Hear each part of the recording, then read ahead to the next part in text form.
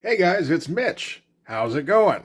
So, if you're new to the channel, you may not be aware because I haven't covered him in a little while, but back in the first year or two of this channel, I spent an inordinate amount of time going over comics that had been penciled by Marat Mychaels. Because, on the one hand, I was kind of fascinated that this guy had ever gotten work when he so clearly could not draw comics.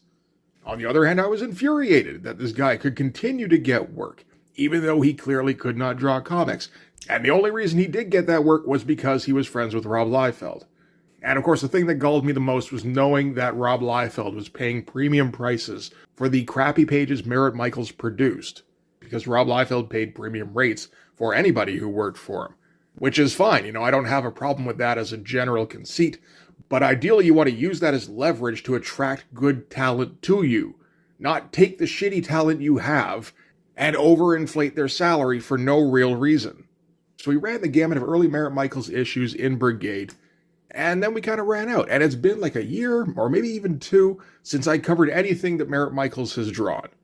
And I guess the good times can only last as long as they could last, because today we're covering a Marat Mychaels book yet again.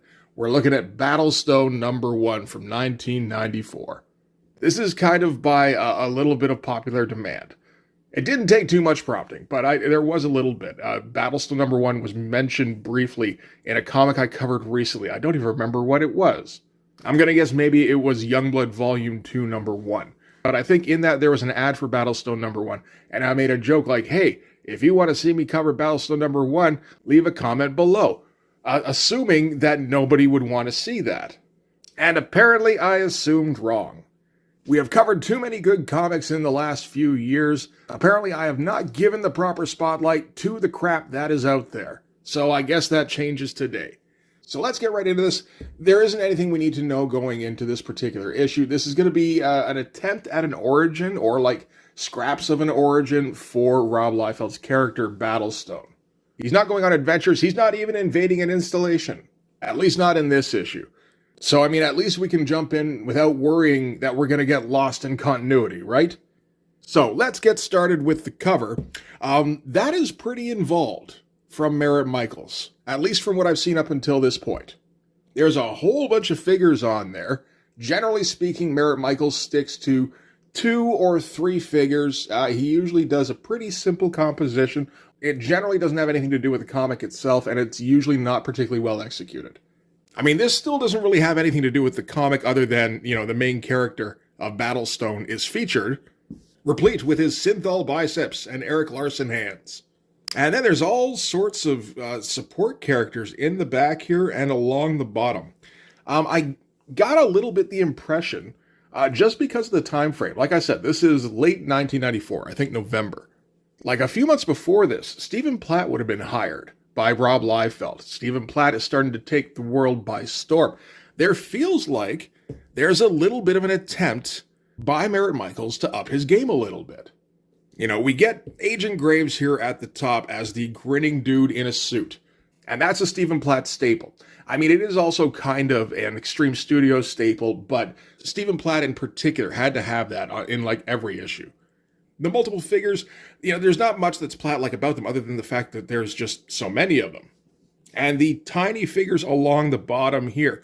This feels a little bit like when Stephen Platt does fight sequences. Usually he'll have a big central image, and then he'll have all sorts of little figures like around the edges, showing like a flurry of action or something. He did it a few times before realizing that nobody gave a shit about that. And we've even got like something approaching a triangular composition, although, I think that's partially suggested by the color, because, these guys over here, they all get washed out, and it's mostly about the central figures here, and then leading down. So, overall, not the most impressive cover, but impressive for Marat Mychaels anyway. So, let's open it up here. All right, so Rob Liefeld is doing the plot, whatever that means.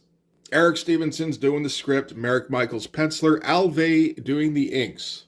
Alvey's a name I've seen pop up a couple of times. I couldn't tell you what it was that he inked.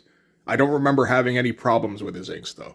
Gloria Vasquez, colorist, Kurt Hathaway, letterer, and then Eric Stevenson, of course, editing the script that he submitted, and Kurt Hathaway, associate, editing his own letters.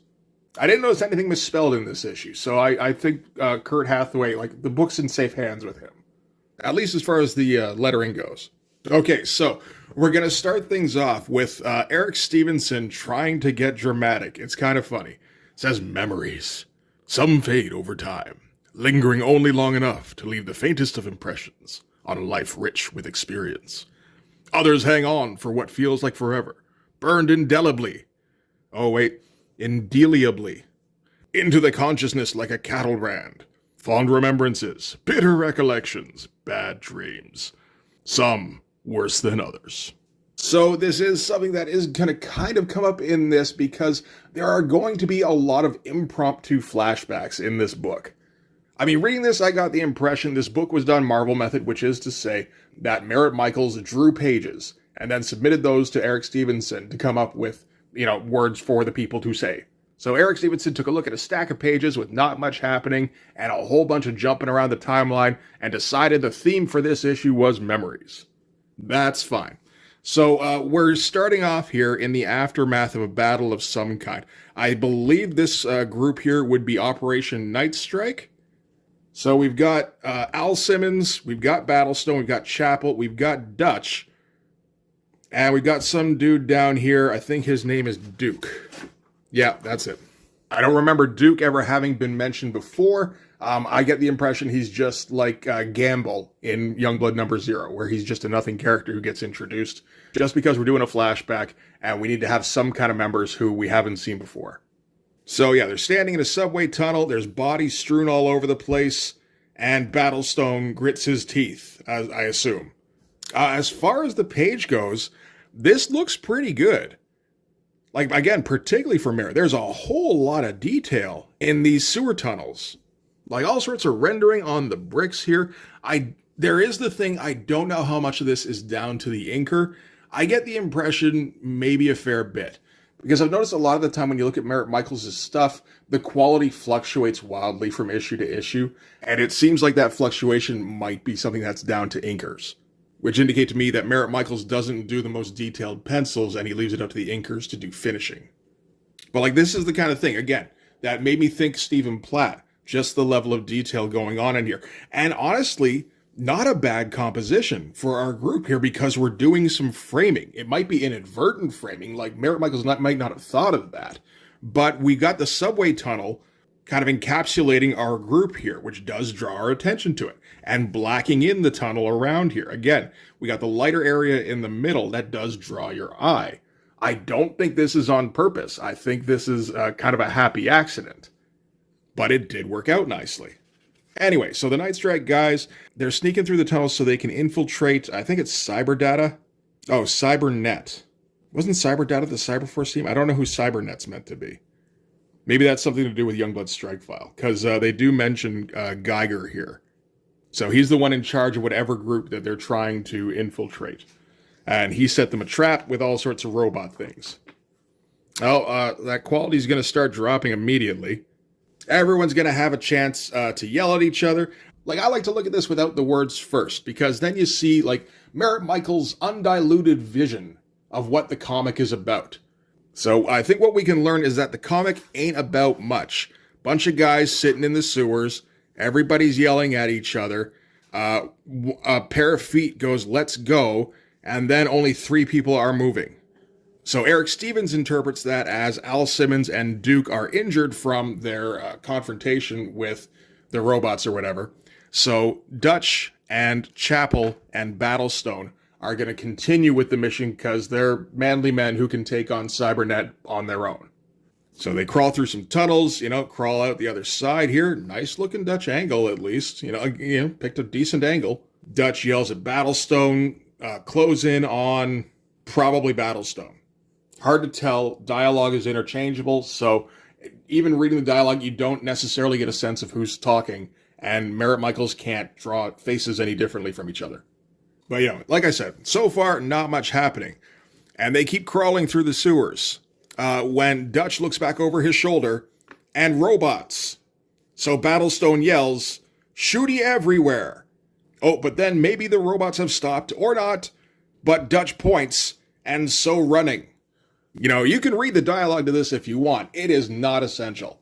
It's just going to be standard Eric Stevenson fluff, where people are yelling at each other and being aggressive and, you know, getting on each other's nerves for no real reason other than, you know, we got to fill word balloons with something. But, you know, you can still see the classic Marat Mychaels kind of pratfalls when it comes to his drawing. You know, like when drawing ahead from straight on, he's got to be almost okay. 3/4 view, not so much. Figures, sometimes okay, depends on the angle. Low angle forced perspective running, again, not so much. Kind of looks like he's got his leg growing out of his armpit. You know, these robots here actually kind of look pretty good. Again, particularly for Marat. The close-up on the guns here, not too bad. There's some decent looking textures going on. I kind of wondered if we might get a technical assistant credit, but we did not. So that was kind of shocking, really. You know, like Richard Horry's name is nowhere to be seen on this book, nor Tim Townsend. I think this would look more like a Tim Townsend gun, really, than anything. So, I mean, it's always possible that Marat Mychaels just traced off a Tim Townsend drawing of a gun, because I don't think he's above doing that at all. But, you know, like, if you want a rational sequence of events, like, you just kind of picked up the wrong comic, man. That's not what this is about. Marat Mychaels is just going to draw pages that kind of look like comic book pages. There's no goal, there's no plot twists, nothing gets accomplished. And nothing is done particularly cleverly because, you know, like we know who Marat Mychaels learned how to draw comics from. He learned from Rob Liefeld, and Rob Liefeld doesn't understand anything about storytelling.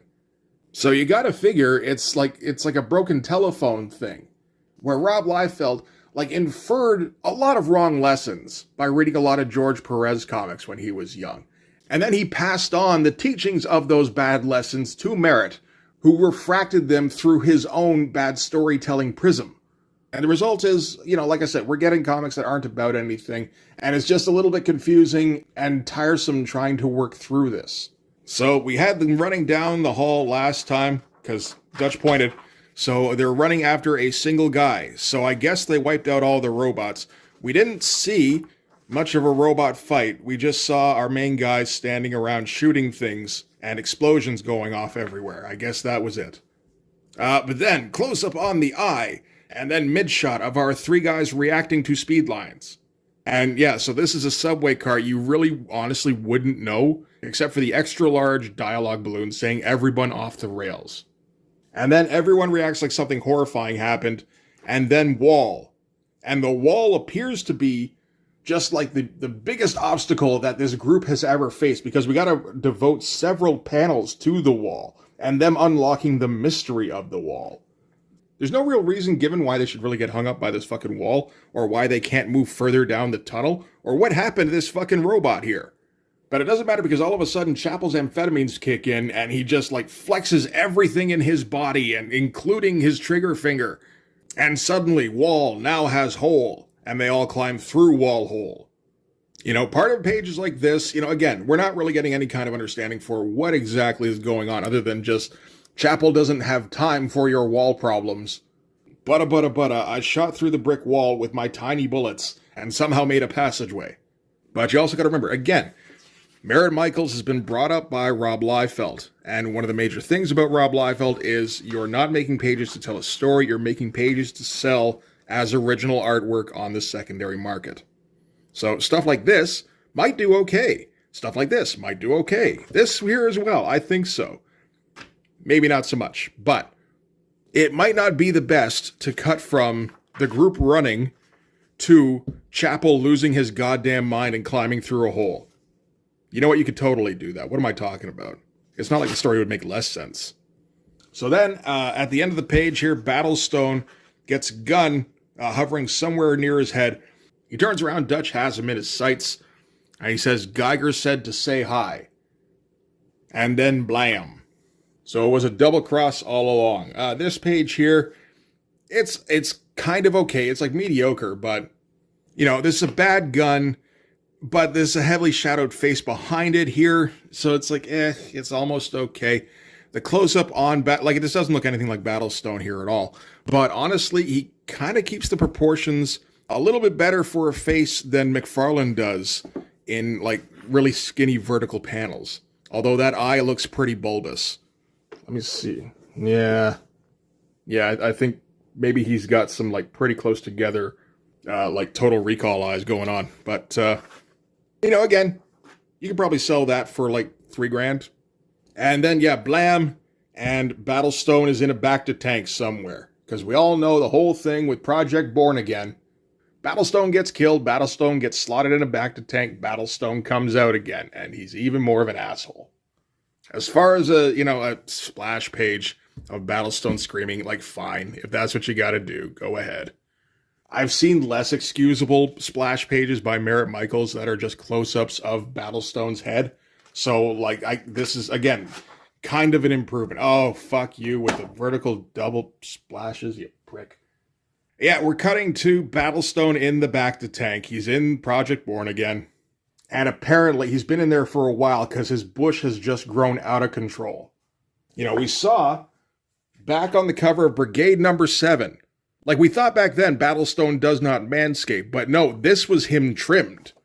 This is what happens if you leave it without a pair of clippers for too long. It starts to consume him from within. And I think this is Graves coming down the stairs here. All the Born Again scientists are talking about how this time when they slot Battlestone into the rejuvenation process, they're going to try and make it so that they can actually control him. They seem to think they've stumbled upon some kind of breakthrough. It does seem fairly clear this is not the first time Battlestone has been revived, but yeah, they're modifying the process. As far as like a giant double splash of Battlestone floating in a back-to-tank with an untrimmed bush, this is fine. You know, the figure here works reasonably well. It is a little bit funny, because, I mean, obviously this is just an attempt at really dramatic lighting, but he doesn't really attempt it anywhere else. Like, if you at least put it along the obliques, I feel like it would be a bit more excusable. But yeah, it just doesn't really work there. I mean, you know, then you could shadow in, like, the thighs, and even more so with the shins. Maybe do, like, some cross-hatched uplighting. You know, like, kind of actually give it a bit of a double lighting feeling, which would be like Stephen Platt. But no, he didn't do any of that. Then, whoa, did we lose pages? No, it's just that Marat is a shit storyteller. So all of a sudden, we're cutting to Mustache Pete, who is instructing younger Battlestone. It seems like he's learning him up in the fine art of leaping into battle. Perhaps this is even the subclass of joining the fray. We're not for sure, because we don't know what the fuck is going on. He's telling Battlestone, you're too serious. You need to loosen up. To let go of all them angry thoughts you got swimming around that hard head of yours. Just relax, John Boy. Relax and go! And John Boy responds with his battle cry of, hi!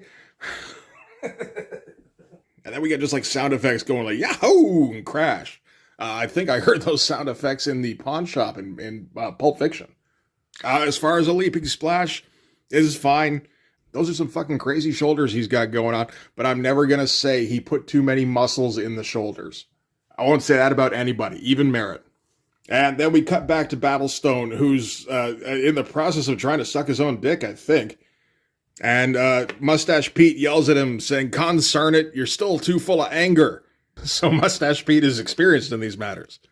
And he says, until you let go of the anger, you'll never be able to suck your own dick. Or whatever he was trying to accomplish here, because they don't say. He's just laying there with his own crotch in his face going, yeah, I'm curious, do I do all that stuff before or during the jump? Because I'll be honest with you, it doesn't seem to be working either way. Maybe Mustache Pete has to give him a little blue pill. And Mustache Pete wanders away. And that's the end of that sequence. I don't know what the hell the point of that was, other than just, you know, Battlestone used to hang out with a cowboy at some point. And maybe took some weird lessons. All right, so cut to Battlestone back at Project Born Again. Blah-de-blah-de-blah. You know, we're going to reprogram Battlestone's brain. We might as well. He's always been a dick anyway. It's not like we can make him much worse. And Overseer Guy here says, I don't know, back in the day, he stood for moral things. And we're about to cue another flashback, but before we do, you know, it should be noted that Marat Mychaels drew like a pod kind of thing for Battlestone to be sitting in with all sorts of wires all over him. There's a fair amount of drawing going on there. I will say it's a little reminiscent of something else. I can't quite put my finger on it. You know what? It'll come to me. Maybe it was... no, I don't quite recall. Yeah, no, it feels a bit like Marat Mychaels has been reading Weapon X recently, which, I mean, again, I'm not going to tell him not to do. If anything, I'm going to say, why didn't you copy that artwork more closely? Because he very clearly didn't reference it directly. Like, he didn't trace off it or anything. It's more just kind of an inspiration kind of, well, I don't know. I don't think he did. I don't know. It feels more like just he was looking at it and using it for ideas, like all the chords all over him and everything. It doesn't make as much sense with Battlestone as it does here. But yeah, I mean, there's worse things you can do than look at Weapon X and go, I should probably draw some stuff from that. It's like, well, no, yes, you should. In fact, you should just like always look at Weapon X and then draw stuff from that. It's gonna be better than the stuff you usually come up with, Marat. So, talking about back when Battlestone had moral stuff, takes the Overseer guy back to the days of the Allies when Battlestone was he was like their Bucky, I think. In a panel fairly similar to one we saw, I think, back in Brigade number either 5 or 6, but minus the starfish hands. So again, I think Marat's making a little bit of an improvement over the years. And Eric Stevenson gives us more filling up word balloons narration, which I am certainly here for. So, to kick things off, reality. During the Second World War, it was a tenuous thing at best to discern what was real and what wasn't. Imagination had given the world a plethora of bogeymen, but Hitler's Third Reich was more frightening than anything grown out of mankind's troubled dreams. And so it was with the myriad heroes who emerged seemingly from nowhere to combat Hitler's evil during that period. I'm trying to figure out what the "and so it was" means. That they were more frightening than anything grown out of mankind's troubled dreams? And were maybe linked to Hitler's Third Reich? Probably not that, right? Doesn't matter, we're moving on. Glory, Super Patriot, Die-Hard, Roman, Battlestone. Few could have conjured figures as bold or as striking from their dream-filled minds. Fewer still could have imagined themselves among their number, staring at Glory's ass. So yeah, I guess the implication there is just Battlestone is regular dude with a gun, and he's kind of sheepish with all these heroes here. But it really just does look like we're in World War II, and Battlestone can't keep his mind on battle because Glory's ass is right ahead of him all the time. And then close-up of random, I suppose, German guy yelling, Gott in Himmel, die Allies. Or maybe die Allies? Is die German? It is, right? Yeah, no, it means the. So he's yelling, the Allies. Which actually also works. That's weird. I don't know what to do with that information. Okay, then just everybody's going to fly in every direction. We might be in a battle somewhere. It's hard to say. This guy could be watching these guys flying around on TV because there isn't like an enemy in sight. There's just screaming and speed lines. People are flying this way. They're flying this way. We get close-ups, we get very little in terms of like pulling back so we can see anything that's going on. But at the end of it, Super Patriot ends up in somebody's crosshairs and I suppose gets shot in a tiny panel.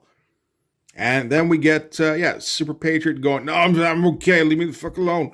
In a panel that looks a little bit Stephen Platt influenced. We haven't seen very much of that since the beginning, like the very first page, really. But it does feel like that influence might be there. And Die-Hard is going to yell at Battlestone for letting Super Patriot get shot. And he's going to kick him off the team. Even though there's no reason, there's just no reason. There's no reason to believe that Battlestone had anything to do with Super Patriot. Glory was saying how the Baron is at his most vulnerable right now. We can defeat him here and now if we move swiftly enough. It's going to take a team effort, though. We have to be relentless, hit him from all sides. And Battlestone's still thinking about Glory's ass, so he just goes, shit, yeah, anything for your ass. And then, Super Patriot gets shot. Die-Hard decides that's Battlestone's fault, even though he's obviously the guy with no superpowers amongst, Super Patriot is essentially, Superman and Captain America rolled into one. You know, Glory's Wonder Woman, Roman is Namor, Die-Hard is also kind of Superman and Captain America rolled into one. Battlestone's power is he has a gun. Maybe that's why Battlestone's there, to take the fall when one of the big guys fucks up. So Battlestone's going to return to his tent, and he's going to take off his shirt, and he's going to sulk with his gigantic thighs in his chair. And we're going to use that to transition to him sulking unconsciously in a techno chair at Project Born Again.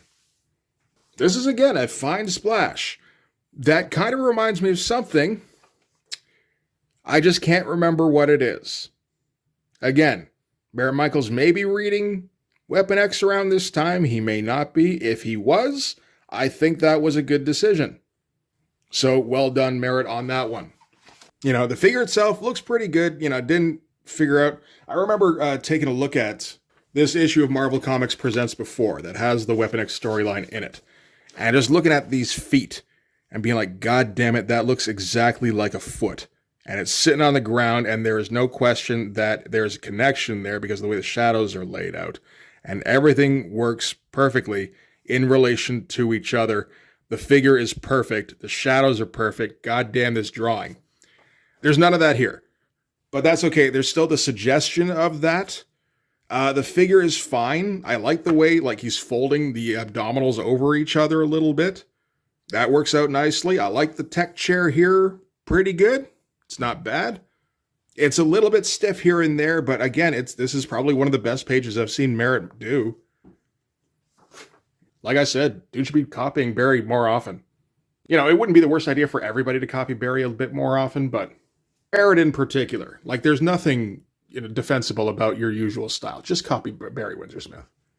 All right, so now we're going to cut to another flashback. This is, who knows when this is, but considering he was probably in his 20s in World War II, I guess this is, like in the 30s or something, where Battlestone and his brother, Cabot Stone, his mom calls him Cabot and everything, and their parents, Mom Stone, and, oh fuck, what's his name? I knew it a second ago. Quantum. That's it.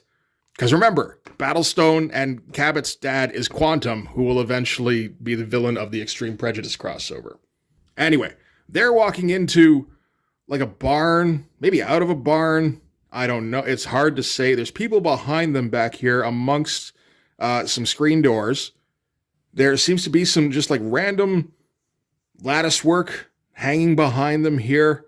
There's this thing here, which is worth pointing out.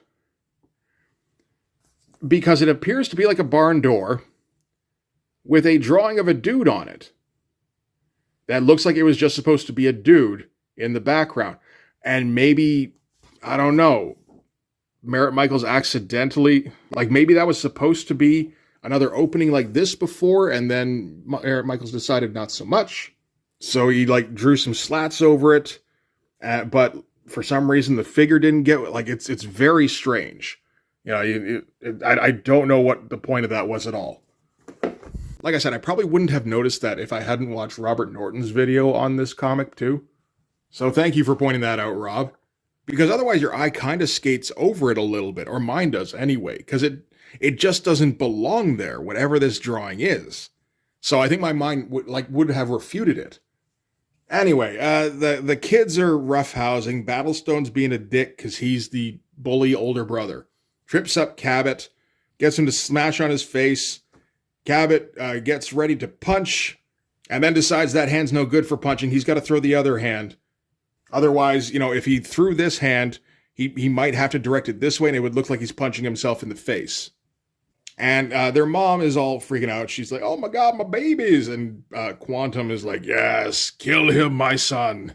And Battlestone finally ends with a big haymaker to Cabot's jaw, I think. Hard to tell. Again, they're kind of interchangeable child faces, but Cabot's the one who ends up on the ground with his mom, babying him, while Quantum revels in his evil ventriloquist dummy son and his victory. We're getting near the end of the issue here. I don't think Marat's got much left. So we got time for one more double-page splash of what I assume is a newly brainwashed Battlestone, with Graves hovering behind him here. Very happy with his creation. And that's a fine double splash to end on. We've seen Marat do all this reflective stuff before. It looks pretty good. He's actually kind of shadowing the arm here properly. He's still got that bush.